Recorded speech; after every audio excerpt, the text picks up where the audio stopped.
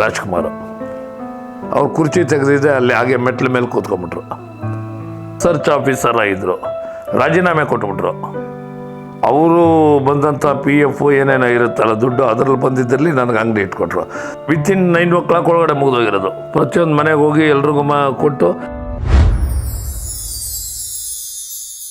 ಮಂಡಳಿಯಲ್ಲಿ ನಾಟಕಗಳನ್ನು ಮಾಡ್ತಾ ಇಡೀ ಪ್ರಾರಂಭದಲ್ಲಿ ಮೈಸೂರು, ಶ್ರೀರಂಗಪಟ್ಟಣದ ಅಕ್ಕಪಕ್ಕ ಅವಲಹಳ್ಳಿ, ಪಾಂಡವಪುರ, ಕುಂಬಾರಕೊಪ್ಪಲು, ಈಗ ಸುತ್ತಮುತ್ತ ಎಲ್ಲ ಕಡೆಯೂ ನಾಟಕ ಮಾಡ್ತಾ ಆಮೇಲೆ ಮೈಸೂರು ಜಿಲ್ಲೆ, ಆಮೇಲೆ ಇಡೀ ಕರ್ನಾಟಕದ ರಾಜ್ಯದ ಎಲ್ಲ ಭಾಗಗಳಲ್ಲೂ ನಾಟಕಗಳನ್ನ ಹೋಗ್ತಾ ಬಂದವು.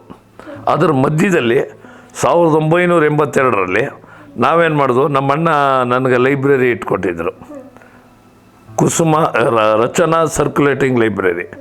ಆ ಸಮಯದಲ್ಲಿ ನಾನೇನು ಮಾಡಿದೆ, ಬೇರೆ ಅಲ್ಲಿ ಇಲ್ಲಿ ಹೊರಟೋಗ್ತಾರೆ ಅಂಥೇಳಿ ಅವರು SLCಲ್ಲೂ ರ್ಯಾಂಕು, BScಲ್ಲೂ ರ್ಯಾಂಕು, MAಲ್ಲೂ ರ್ಯಾಂಕು ನನ್ನಣ್ಣ.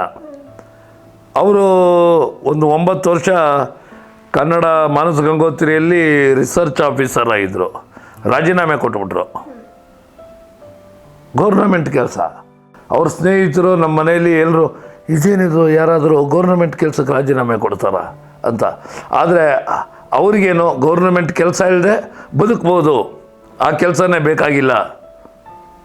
ಆವಾಗ ಅದು ದೊಡ್ಡ ಚರ್ಚೆ ಆಯಿತು ಅವರ ಸ್ನೇಹಿತರ ವಲಯಗಳಲ್ಲಿ ಮತ್ತು ನಮ್ಮ ಮನೆಗಳಲ್ಲಿ, ನಮ್ಮ ಸಂಬಂಧಿಕರಲ್ಲಿ. ಇದೇನಪ್ಪ ದೊರೆ ಅವರು ರಾಜೀನಾಮೆ ಕೊಟ್ಬಿಟ್ರು ಅಂತ. ಅದು ರಾಜೀನಾಮೆ ಕೊಟ್ಟರು ಅವರು ಚೆನ್ನಾಗೇ ಬಾಳಿದ್ರು, ಬದುಕುತ್ತಾ ಏನೂ ಇದ್ದಾರೆ. ತುಂಬ ಅವ್ರದ್ದು ಪುಸ್ತಕಗಳು ಇವತ್ತು ಸಹ ಬರ್ತಾಯಿದೆ. ಗೌರ್ನಮೆಂಟ್ ಕೆಲಸನೇ ಬೇಕಾಗಿಲ್ಲ ಅಂಥೇಳಿ ನನಗೊಂದು ರೀತಿ ಧೈರ್ಯ ಬಂತು. ನಾವು ಓದಿಲ್ಲ, ನಾನು ಎಲ್ಲೋ ಅಪ್ಲಿಕೇಶನ್ ಹಾಕ್ತಾನೆ ಅಲ್ಲ ಕೆಲಸಕ್ಕೆ ಅಂತ. ಆದರೆ ದುಡಿಯುವ ಮಾರ್ಗವನ್ನು ಕಲಿಸ್ಕೊಟ್ರು, ನನಗೆ ಅಂಗಡಿ ಇಟ್ಕೊಟ್ಟು ನೀನು ಬದುಕೋ ದಾರಿ ಮಾಡ್ಕೊ ಅಂದರು. ಅಲ್ಲಿ ವಿಶೇಷತೆ ಏನಂತಂದರೆ, ಲೈಬ್ರರಿ ಮಾಡಿದಾಗ ಅವರು ಬಂದಂಥ PF ಏನೇನೋ ಇರುತ್ತಲ್ಲ ದುಡ್ಡು, ಅದರಲ್ಲಿ ಬಂದಿದ್ದಲ್ಲಿ ನನಗೆ ಅಂಗಡಿ ಇಟ್ಕೊಟ್ರು. ನಾನು ಅಂಗಡಿ ಇಟ್ಕೊಂಡು ಗೃಹ ಸಂಚಾರಿ ಗ್ರಂಥಾಲಯ ಅಂತ ಮಾಡಿಕೊಂಡೆ. ಗೃಹ ಸಂಚಾರಿ ಅಂತಂದರೆ ಮನೆಗಳಿಗೋಗಿ ನಿಮಗೆ ಯಾವ ಕಾದಂಬರಿ ಬೇಕು, ಈಗ ಮಹಿಳಾ ಕಾದಂಬರಿಗಳು ತ್ರಿವೇಣಿ ಅವ್ರು ಬರೆದಿರೋದು, ಅನ್ಸೂಯ ಸಂಪತ್ ಬರೆದಿರೋದು, ಸಾಯಿ ಸುತೆ ಅವರು ಬರೆದಿರೋದು, ಅದನ್ನು ಮನೆಗೆ ಹೋಗಿ ಕೊಡೋದು. ಇವತ್ತು ಪುಸ್ತಕ ಕೊಟ್ಟರೆ ಅವರು ನಾಳೆ ಬಾ ಅಥವಾ ನಾಳಿದ್ದು ಬಾ ಅನ್ನೋರು, ನಾಳಿದ್ದು ಹೋದರೆ ಒಂದು ದಿನಕ್ಕೆ 15 ಪೈಸೆ 20 ಪೈಸೆ ಚಾರ್ಜು, ಮಾರನೇ ದಿನ 40 ಪೈಸೆ ಕೊಡೋರು, ಪುಸ್ತಕ ಕೊಡೋರು, ಬೇರೆ ಪುಸ್ತಕ ತೊಗೊಳೋರು. ಇನ್ನೊಂದು ಮನೆಯಲ್ಲಿ ಏನು ಮಾಡೋರು, ನಮಗೆ ಚಂದಮಾಮ ಕೊಡಿ ಇವತ್ತು ಅನ್ನೋರು, ಇನ್ನೊಬ್ಬರು ಸುಧಾ ಕೊಡಿ ಅನ್ನೋರು, ಇನ್ನೊಬ್ಬರು ಇಂಡಿಯಾ ಟುಡೇ ಕೊಡಿ ಅನ್ನೋರು, ಇನ್ನೊಬ್ರು ಪ್ರೋಪ್ ಕೊಡಿ ಅನ್ನೋರು, ಇನ್ನೊಬ್ಬರು ಡಿಟೆಕ್ಟಿವ್ ಕೊಡಿ ಅನ್ನೋರು, ಫಿಲಿಮ್ ಫೇರ್ ಕೊಡಿ ಅನ್ನೋರು, ಹುಮನ್ ಸೇರಾ ಕೊಡಿ ಅನ್ನೋರು.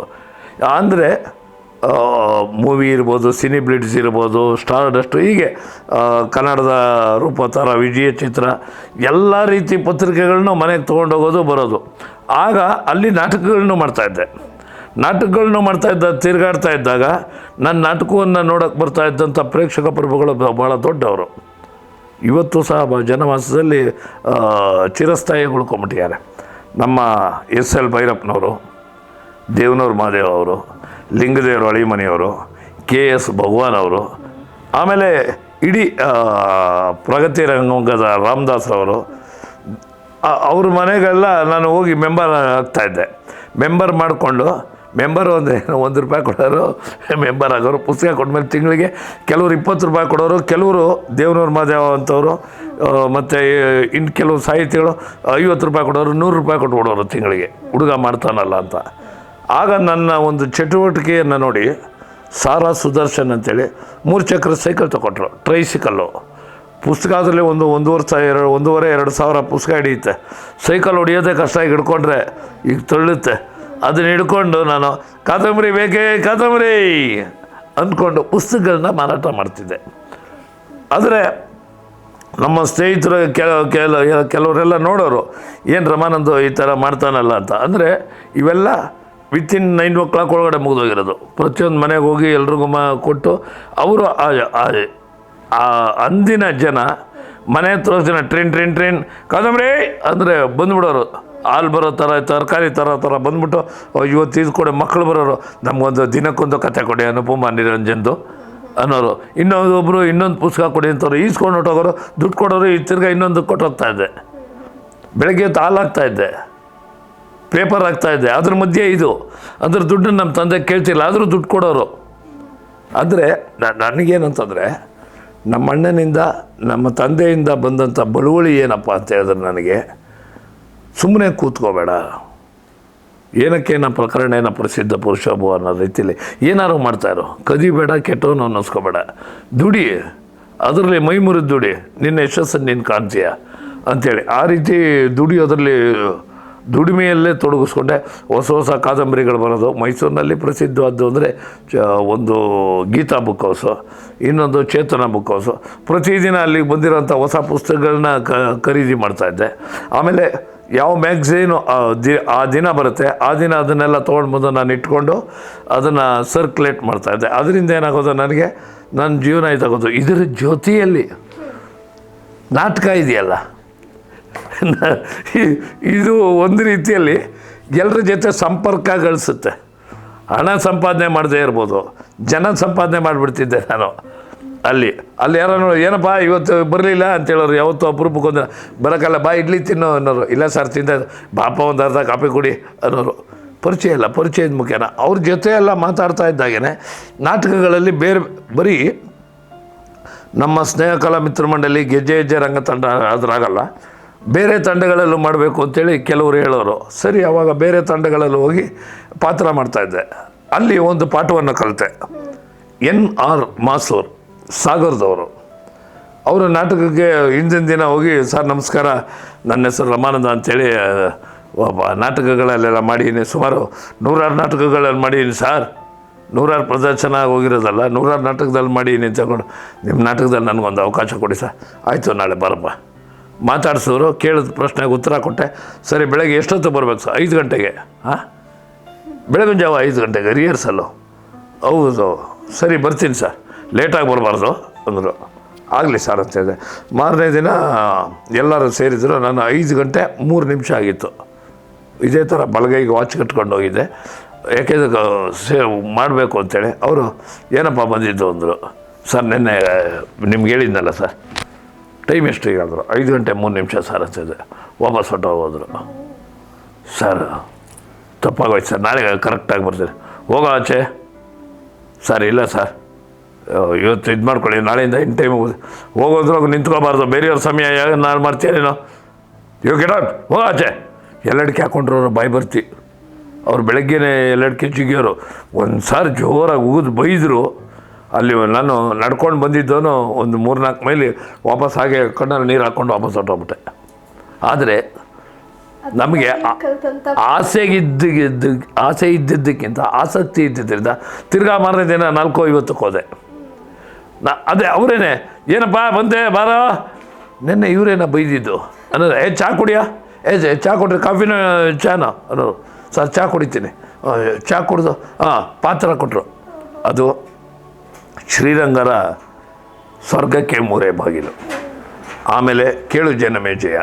ಹೀಗೆ ಬೇರೆ ಬೇರೆ ತಂಡಗಳಲ್ಲಿ ಮಾಡೋವಂಥದ್ದು ದುರ್ಗಾಸ್ತಮಾನ ಇರ್ಬೋದು, ಆಮೇಲೆ ಈ ಪರಿಯ ಚೋದ್ಯ, ಹೀಗೆ ಬೇರೆ ಬೇರೆ ತಂಡಗಳಲ್ಲೆಲ್ಲ ಮೈಸೂರಿನ ಬಹುತೇಕ ತಂಡಗಳಲ್ಲಿ ಚಿಕ್ಕ ಪಾತ್ರ ಇರ್ಬೋದು, ದೊಡ್ಡ ಪಾತ್ರ ಇರ್ಬೋದು, ಪ್ರಮುಖವಾದ ಪಾತ್ರ ಇರ್ಬೋದು, ಎಲ್ಲ ಪಾತ್ರಗಳನ್ನು ಮಾಡ್ತಾ ಬಂದಾಗ ಏನಾಯಿತು, ನನ್ನ ಅಣ್ಣ ಆಗಲೇ ಈ ನಾಟಕಗಳನ್ನ ಬರೆದಿರು.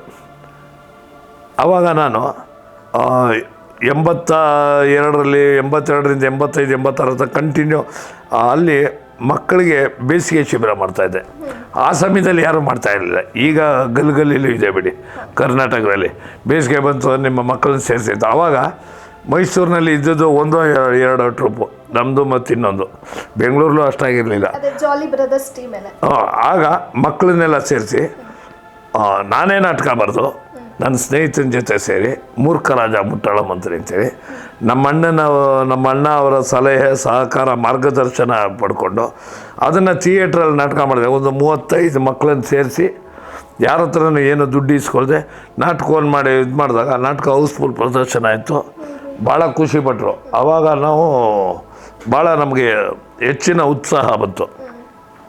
ನಾಟಕ ಕ್ಷೇತ್ರದಲ್ಲಿ ಏನಾದ್ರು ಮಾಡಬೇಕು. ಇದ್ರ ಮಧ್ಯೆ ನಡೆದಿತ್ತು ಸಿನಿಮಾಕ್ಕೆ ಹೋಗೋದು ಬರೋದು, ಸೈಡಲ್ಲಿ ನಿಂತ್ಕೊಳ್ಳೋದು, ಸಿರಿತನಕ್ಕೆ ಸವಾಲ್, ಅಲ್ಲಿ ವಜ್ರಮುನಿಯವ್ರು ಏನೋ ಮಾತಾಡ್ತಾಯಿದ್ರೆ ಅಲ್ಲಿ ಜಾಗದಲ್ಲಿ ನಾವು ನಿಂತ್ಕೊಂಡಿರೋದು, ಈಗಂತಾರೆ ಜನಗಳ ಗುಂಪು ಈ ಕಡೆ ಬಂದುಬಿಡೋದು. ಈ ಟೈಮ್ಗೆ ಆಗಲೇ ನೀವು ಸಿನಿಮಾಗೆ ಎಂಟ್ರಿ ಕೊಟ್ಟಿದ್ರಿ. ಅಲ್ಲಿ ಹೋಗಿ ಸಿನಿಮಾಗಳ ಶೂಟಿಂಗ್, ಆಮೇಲೆ ಇನ್ನೊಂದು ವಿಷ್ಣುವರ್ಧನ್ ಅವ್ರ ಸಿನಿಮಾ, ಹೀಗೆ ಅಲ್ಲಿ ಹೋಗೋದು ಬರೋದು ಇದು ಮಾಡೋದು. ಜೂನಿಯರ್ ಆರ್ಟಿಸ್ಟಾಗೂ ಕೆಲವು ಸಿನಿಮಾಗಳಿಗೆ ಎಲ್ಲ ಹೋಗ್ತಾ ಇದ್ದೆ. ಸರ್, ಮೈಸೂರಿನಲ್ಲಿ ನಿಮ್ಮ ನಾಟಕದ ಜರ್ನಿ ಸ್ಟಾರ್ಟ್ ಆಗುತ್ತೆ, ಬೇಸಿಗೆ ಶಿಬಿರ ಆರಂಭಿಸ್ತೀರಾ. ಅದಾದಮೇಲೆ ಇದೆಲ್ಲದ್ರ ಮಧ್ಯೆ ನಿಮ್ಮ ವೈಯಕ್ತಿಕ ಜೀವನದ ಬಗ್ಗೆ ನೀವು ಯಾವ ರೀತಿ ಮುಂದೆ ನಡೆದ್ರಿ? ಓದಾಗಿರ್ಬೋದು, ಮದುವೆ ಆಗಿರ್ಬೋದು. ಹೇಗೆ ಅಂತ ಹೇಳಿದ್ರೆ, ಈ 86ರಲ್ಲಿ ನಾಟಕದಲ್ಲಿ ಏನಾದ್ರು ಸಾಧನೆ ಮಾಡಬೇಕು ಅನ್ನೋ ಒಂದು ಇದಿತ್ತಲ್ಲ. ನಾನು ನಮ್ಮ ಆತ್ಮೀಯ ಮಿತ್ರ ವಿ ಉದಯ್ ಕುಮಾರ್ 3 ತಿಂಗಳ ಕಾಲ ಇಡೀ ಕರ್ನಾಟಕ ರಾಜ್ಯದ ಎಲ್ಲ ಕಡೆನೂ ಪ್ರಯಾಣ ಮಾಡಿ, ನಡ್ಕೊಂಡು, ಬಸ್ಸಲ್ಲಿ, ಟ್ರ್ಯಾಕ್ಟ್ರಲ್ಲಿ, ಲಾರಿಲಿ, ಎತ್ತಿನ ಗಾಡೀಲಿ ಎಲ್ಲ ಕಡೆಗೆ ಓಡಾಡಿ 380ಕ್ಕೂ ಹೆಚ್ಚು ಶೋಗಳನ್ನ, ಬೀದಿ ನಾಟಕವನ್ನು ಮಾಡಿದ್ವು. ಹಳ್ಳಿ, ಕುಗ್ರಾಮ, ಅಲ್ಲಿ ಇಲ್ಲಿ. ಅದೆಲ್ಲ ಮುಗಿಸ್ಕೊಂಡು ಇಲ್ಲಿ ಬಂದಾಗ ಬೆಂಗಳೂರಿಗೆ ಈ ಕಡೆ ಬಂದು, ಮೈಸೂರಿಂದ ಬೆಂಗಳೂರು ಕಡೆ ಇಲ್ಲಿ ಮಾಡ್ತಾ ಇದ್ದಾಗ ನಮ್ಮನ್ನು ರಾಜ್ಕುಮಾರ್ ಅವರು, ನಮ್ಮ ಡಾಕ್ಟರ್ ರಾಜ್ಕುಮಾರ್ ಅವರು, ಅವರಿಗೆ ಪತ್ರಿಕೆ ಓದುವ ಅಭ್ಯಾಸ ತುಂಬ ಇತ್ತು. ಅವರು ನನಗೆ 86ರಲ್ಲಿ ಕನ್ನಡಪ್ರಭದ ಜಯರಾಮ್ ಅಡಿಗರು ನನ್ನ ಬಗ್ಗೆ, ನಮ್ಮ ಉದಯ್ ಕುಮಾರ್ ಬಗ್ಗೆ ನಾಟಕ ನೋಡೊಂದು ಲೇಖನ ಬರೆದಿರ್ತಾರೆ. ಏನು ಬರೆದಿರ್ತಾರೆ, ಈ ನಾಟಕ ಅಂದರೆ ಹೀಗೆ ಇರಬೇಕು, ಬೀದಿ ನಾಟಕ. ಅದನ್ನು ತೋರಿಸಿದವರು ಈ ಬೀದಿ ನಾಟಕೋತ್ಸವದಲ್ಲಿ ಗೆಜ್ಜೆ ಹೆಜ್ಜೆ ರಂಗ ತಂಡದ ಈ ಕಲಾವಿದರು ಇರುವರು ಅಂತ. ಅದನ್ನು ರಾಜ್ಕುಮಾರ್ ನೋಡ್ಬಿಟ್ಟು ನೋಡಬೇಕಲ್ಲ ಅಂತ ಅವ್ರಿಗೆ ಅನಿಸುತ್ತೆ. ಹೊನ್ನವಳ್ಳಿ ಕೃಷ್ಣ ಇರ್ತಾರಲ್ಲಿ, ಹೊನ್ನವಳ್ಳಿ ಕೃಷ್ಣ ಅವ್ರಿಗೆ ಕೇಳ್ತಾರೆ, ನೋಡಪ್ಪ ಇವ್ರು ಯಾರೋ ಮೈಸೂರಿನವ್ರು ನಾಟಕ ಮಾಡ್ತಾರಂತೆ ಇವರು ಅಂತ. ಫೋಟೋ ತೋರಿಸ್ದಾಗ, ಅಣ್ಣ ಇವ್ರು ನನಗೆ ಗೊತ್ತಣ್ಣ, ಇವ್ರ ಟ್ರೂಪಲ್ಲೇ ನಾನು ಆ್ಯಕ್ಟ್ ಮಾಡೋದು. ಹೊನ್ನವಳ್ಳಿ ಕೃಷ್ಣರವರು ಅಂದರೆ ದೊಡ್ಡ ವ್ಯಕ್ತಿತ್ವ ಅವ್ರದ್ದು, ಸರಳ ಜೀವಿ, ಎಲ್ಲರ ಜೊತೆ ಹೊಂದಾಣಿಕೆ ಮಾಡಿಕೊಂಡು ಅನುಸರಿಸ್ಕೊಂಡು ಹೋಗೋವಂಥವ್ರು ಯಾರು ಇದ್ದರೆ ಅದು ಹೊನ್ನವಳ್ಳಿ ಕೃಷ್ಣರವರು. ಇದುವರೆಗೂ ಬಹುಶಃ ನಟರಲ್ಲಿ, ಪೋಷಕ ನಟರಲ್ಲಿ 1000ಕ್ಕೂ ಹೆಚ್ಚು ಸಿನಿಮಾಗಳಲ್ಲಿ ಅಭಿನಯಿಸಿರೋರು ಯಾರು ಇದ್ದಾರೆ ಅಂದರೆ ಅದು ಹೊನ್ನವಳ್ಳಿ ಕೃಷ್ಣ ಅವರೊಬ್ಬರೇ. ಅವರೇನು ಮಾಡಿದ್ರು, ನಾನು ಅವ್ರ ಮನೆಗೆ ಅವ್ರ ಪರಿಚಯ ಆಗೋದ್ರು, ಅವ್ರು ನಮ್ಮ ನಾಟಕ ನೋಡಿದ್ರು, ನಮ್ಮ ನಾಟಕದಲ್ಲಿ ಸುತ್ತಾಡಿದ್ರು, ಬೀದಿ ನಾಟಕದಲ್ಲಿ ಬರೋರು. ಬೀದಿ ನಾಟಕ ಮಾಡಿದ್ರೆ ಒಂದು ದಿನಕ್ಕೆ 20 ರೂಪಾಯಿ, 25 ರೂಪಾಯಿ, 15 ರೂಪಾಯಿ ಕಲೆಕ್ಷನ್ ಆಗೋದು. ನಾವು ಒಂದು 15 ಜನ ಹಂಚ್ಕೊಳ್ತಾಯಿದ್ವು, 1 ರೂಪಾಯಿ, 8 ಆಣೆ, ಈ ರೀತಿ. ಆದರೆ ಆ ದುಡ್ಡಿಗೂ ಬೆಲೆ ಇತ್ತು. ಆವಾಗ ಹೊನ್ನವಳ್ಳಿ ಕೃಷ್ಣರವರು ಬೆಂಗಳೂರಿನಲ್ಲಿ ನಾವು ಟೂರ್ಗೆ ಹೊರಟ್ಬಿಟ್ಟಿದ್ವಲ್ಲ, ಕರ್ನಾಟಕ ರಂಗಯಾತ್ರೆ 1986 ಅಂತೇಳಿ. ನಮ್ಮನ್ನೆಲ್ಲ ಹುಡುಕಿ ಕಾವೇರಿ ಭವನದ ಹತ್ರ ನಾಟಕ ಮಾಡ್ತಾ ಇದ್ದಾಗ ನಮ್ಮನ್ನು ಕರ್ಕೊಂಡೋಗಿ ರಾಜ್ಕುಮಾರ್ ಅವ್ರ ಮುಂದೆ ಕರ್ಕೊಂಡೋಗಿ ನಮ್ಮನ್ನು ನಿಲ್ಲಿಸೋರು. ರಾಜ್ಕುಮಾರ್ ಅವರು, ಅಯ್ಯೋ ನಿಮ್ಮನ್ನು ನೋಡೋ ಭಾಗ್ಯ ನಮಗೆ ಬಂದ್ಬಿಡ್ತಲ್ಲ ಅಂದರು. ನಮ್ಗೆ ಆಶ್ಚರ್ಯ ಆಗೋಯ್ತು, ಏನಪ್ಪ ಇದು ಅಂತ. ಆವಾಗ ಗುರಿ ಚಿತ್ರ ಶೂಟಿಂಗ್, ಡಬ್ಬಿಂಗ್ ನಡೀತಾಯಿತ್ತು. ಆ ಸಮಯದಲ್ಲಿ ಕರೆಕ್ಟಾಗಿ ನಾವು 1 ಗಂಟೆ ಸಮಯಕ್ಕೆ ಹೋಗಿರೋದು. ಬೀದಿ ನಾಟಕ ಅಂದರೆ ಏನಂದರು, ಸರಿ ಈ ಥರ ಮಾಡ್ತೀವಿ ಅಂತ ಅದು. ಬನ್ನಿ ಮೊದಲು ಊಟ ಮಾಡಿಬಿಡೋಣ, ಆಮೇಲೆ ಇದು ಮಾಡೋಣ ಅಂದರು. ಸರಿ, ಊಟಕ್ಕೆ ಬಿಟ್ಟರು. ಊಟಕ್ಕೆ ಬಿಟ್ಟ ತಕ್ಷಣ ಪಕ್ಕದಲ್ಲಿ ಸೀಟ್ ಇಟ್ಕೊಂಡಿದ್ದಾರೆ. ಅವ್ರ ಪಕ್ಕ ನಾವು ಕೂತ್ಕೊಂಡು ಊಟಕ್ಕೆ ಕೂತಾಗ ಒಂಥರ ಮುಜುಗಾರ. ರಾಜ್ಕುಮಾರ್ ಪಕ್ಕ ಊಟಕ್ಕೆ ಕೂತಾಗಲ್ಲ. ನೀವು ರಾಜ್ಕುಮಾರ್ ಅವ್ರ ಜೊತೆ ಒಡನಾಟ ಮಾಡಿದ್ದು ಇಲ್ಲ, ಅದಕ್ಕೂ ಮುಂಚೆ ಧೂಮಕೇತು ಸಿನಿಮಾದಲ್ಲಿ, ಲಗ್ನ ಪತ್ರಿಕೆ ಅಲ್ಲೆಲ್ಲ ನೋಡಿದ್ದೆ, ಮಾತಾಡ್ಸೋಬಿಟ್ಟಿದ್ದೆ ಚಕ್ರತೀರ್ಥ ಈ ಸಮಯದಲ್ಲೆಲ್ಲ. ಆದರೆ ಇಲ್ಲಿ ಪಕ್ಕದಲ್ಲೇ ಕೂತ್ಕೊಂಡು ಅವ್ರ ಜೊತೆಯಲ್ಲಿ ಊಟವನ್ನು ಮಾಡಿಬಿಟ್ಟೆ. ನಾನು ನಮ್ಮ ಉದಯ್ ಕುಮಾರ್ ಇಬ್ಬರು ಊಟ ಮಾಡಿದ್ವು, ಎಲ್ಲ ಆಯಿತು. ಎಲ್ಲ ಕೂತ್ಕೊಂಡ್ರು ರೆಸ್ಟಾಗಿ ಚಾಮುಂಡೇಶ್ವರಿ ಸ್ಟುಡಿಯೋದಲ್ಲಿ. ಬನ್ನಿ ಇಲ್ಲಿ ಅಂದರು ನನ್ನ. ಏನು ಸಾರ್ ಅಂತ ಹೇಳಿದೆ. ಅಲ್ಲ, ಬೀದಿ ನಾಟಕ ಅಂತೆಲ್ಲ ಇದನ್ನು ಹೇಗೆ ಮಾಡೋದು ಅಂತ ಕೇಳಿದ್ರು. ಅವರು ಕುರ್ಚಿ ಮೇಲೆ ಕೂತಿದ್ರು. ಅದು ನಾವು ತಮಟೆ ಹೊಡಿತೀವಿ, ಕಂಜರ ಹೊಡಿತೀವಿ, ತಾಳ ಹಾಕ್ತೀವಿ, ನಾಟಕ ಬೀದಿ ನಾಟಕ ಅಂತೀವಿ. ಧೂಪವಿಲ್ಲ, ಸ್ಟೇಜು ಬಣ್ಣ ಒಂದು ಇಲ್ಲ, ನಿಂತ ನೆಲದ ಮೇಲೆ ನಾವು ನಿಂತು ಆಡುತ್ತೇವೆ ಅಂದ್ಕೊಂಡು ಹಿಂಗೆ ಮಾಡ್ತೀವಿ ಅಂತ ಹೇಳೋದು. ಅಲ್ಲಿ IAS ಆಫೀಸರ್ ಆಗಿರ್ಬೋದು, KS ಆಗ್ಬೋದು, DC ಆಗ್ಬೋದು, PC ಆಗ್ಬೋದು, ಕಡಲೆಕಾಯಿ ಮಾರೋನು, ಬೊಂಬೆ ಮಾರೋನು, ಯಾರೇ ಮಾರೋನಾದರೂ ನಿಂತ್ಕೊಂಡು ಕೂತ್ಕೊಂಡು ನೋಡ್ತಾರೆ ಅಂತ ಅದು. ಅವ್ರು ಕುರ್ಚಿ ತೆಗೆದಿದ್ದೆ ಅಲ್ಲಿ ಹಾಗೆ ಮೆಟ್ಲ ಮೇಲೆ ಕೂತ್ಕೊಂಡ್ಬಿಟ್ರು ರಾಜ್ಕುಮಾರ್.